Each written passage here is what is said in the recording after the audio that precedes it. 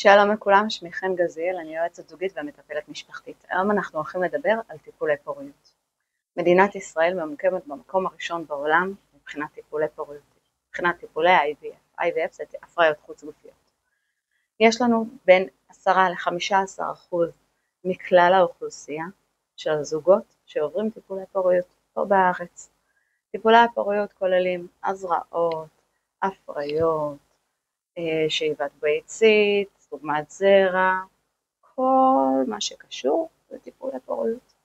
איך זה משפיע על הזוגות שלנו, איך זה משפיע על הזוגיות בכלל, כי זה מה שבעצם מעניין אותנו.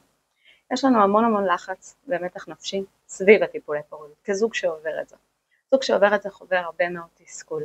האם הטיפול יצליח, האם הטיפול לא יצליח, האם אני צריך להיעדר מהעבודה, האם אני צריך ללכת לעבודה. מה קורה פה? יש כאן כל כך הרבה מדדים וקריטריונים שנכנסים לתוך החיים שלנו, חוץ מהלחץ של לחיות בישראל. אוקיי? זה בנפרד. דבר נוסף, יש לנו ירידה באינטימיות.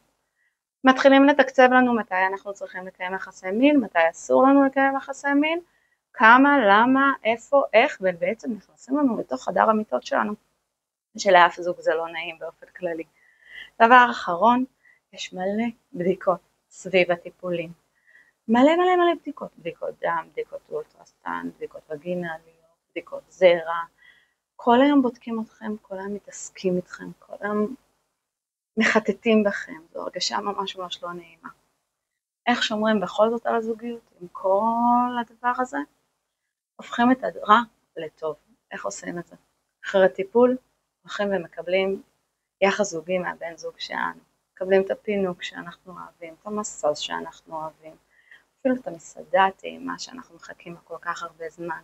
הופכים את זה לזמן איכות שלנו. זה יכול להיות גם בתוך הבית, להכין פופקורן ולשבת לראות סרט בזמן של שקט, רק אני ואתה, או אני ואת. דבר נוסף, אפשר להפוך את כל הדבר הזה כחלק מסוג של מנטרה שאנחנו משדרים לעצמנו. ולמטרה טובה, זה עבור ילד. נכון, זה תהליך שהוא לא נעים, זה תהליך שהוא לא כיפי לנו. אנחנו לא תמיד רוצות לעבור את זה. אני מדברת כאישה לאישה. לא תמיד אנחנו רוצות לעבור את זה. אבל זה למען מטרה כל כך חשובה, כל כך נעלה, כל כך טובה, של תינוק מתוק שבעזרת השם יהיה לכולם. לזכור שזו תקופה, וזה עובר. וזה, בסופו של דבר, יהיה שווה את זה. מה הסביבה שלנו יכולה לעשות? כי אתם יודעים, הסביבה שלנו מאוד משפיעה עלינו, על איך אנחנו חושבים ומה אנחנו עושים. קודם כל, שכולם יצאו לכם מהרחם. מה שקורה איתכם זה אך ורק שלכם. אתם לא חייבים לספר שאתם עוברים, אתם לא חייבים לדווח על זה לאף אחד. כל מי ששואל אתכם, תגידו, צאו לי מהרחם. צאו לי מהרחם. לא צריך להסתכל על בטן קטנטנה שיצא לי מהאוכל, וצריך לשאול, יואו, יש משהו? את רוצה לספר לנו משהו? לא, אתם לא רוצות לספר כלום. אתם רוצות שיצאו לכם מהרחם. לא לשאול שאלות מיותרות, לא להתעניין בדברים מיותרים, לא לספר לנו על הדודה שעברה את זה מזמן.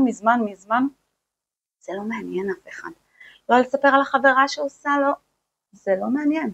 את הזוג מעניין מה שהוא עובר כרגע, תאמינו לי, הוא עובר מספיק מבלי שיהיה לכם אתכם על הראש. אז חברים יקרים, שיהיה לכם המון בהצלחה. אני כאן כדי לעזור, אני כאן כדי לתמוך או לתת טיפים, לשחח, לדבר, להציע או סתם לתת חיבוק. אוהבת אתכם.